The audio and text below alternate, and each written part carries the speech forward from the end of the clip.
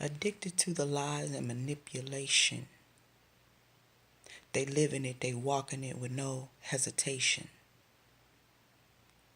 It's amazing to me how a woman will blame another sister or a mother,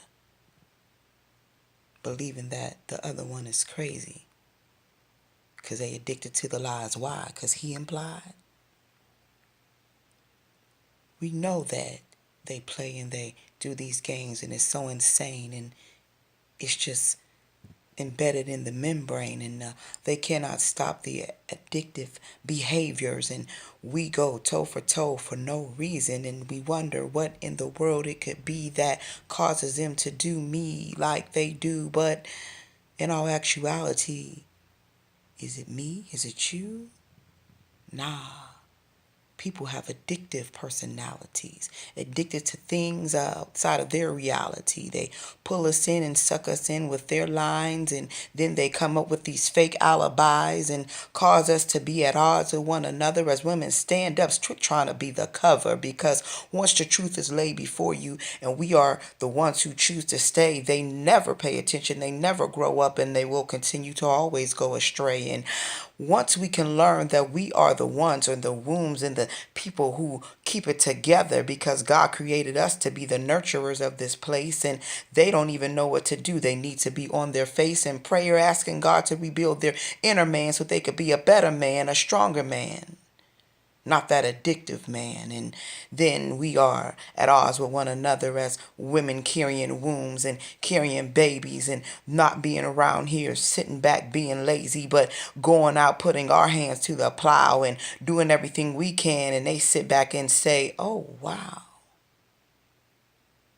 I don't understand certain things that have transpired. Neither it is in my plan, but it is of something higher.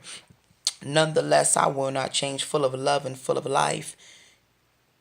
You got to live with all the misery and strife you stirred up in your pot for no apparent reason. Each one of us minding our own business in our season, trying to grow, trying to bloom, trying to blossom to a better us. And then here you come bringing in all this ruckus. And now you stand back and point a finger at each one, and you block and you disadd and you just dysfunctional. And now you mad because of what we don't understand when you are the one who did it, man. Now it's my fault, it's your fault, it's her fault, it's whose. You have to look in the inner man and ask God to heal the bruises of your past, your childhood, your abandonment. Because it's not right for people to hurt people, continue to hurt people that hurt people, because somebody gonna get hurt. Thank God for his grace and his blood and his covering. Because some people are just mentally unstable and under their breath muttering of all the rhetoric and all the havoc and all the things that have been reaped. But it's all because your soul wounds continue to seep. They seeped on me, they seeped on her, they seeped on everyone that's in the realm of your existence. And now I sit here in my repentance and I thank him for every lesson and every challenge learned. Because at the end of the day, those who stick their hands in the fire will be burned. Nonetheless, as a woman, we have to stand strong and bold.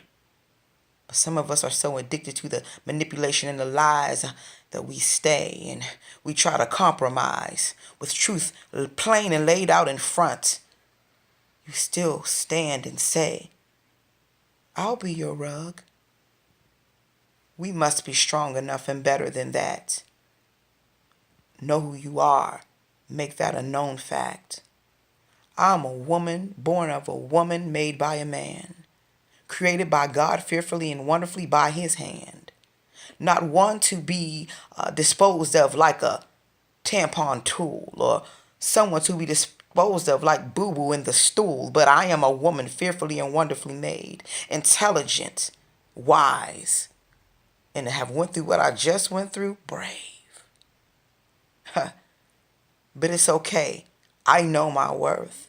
I let you have that minute, that second of that birth. Now I'll be reborn and reborn and reborn and reborn again. And I'm so glad that sin and trouble don't last always, but God is always in the midst of all things working it for my better days. And everything that has happened will become for my good. Because regardless of what was said, done, and lied about, with proof in the pudding, I stand. Here I stood. Respectfully. Respectfully. Me.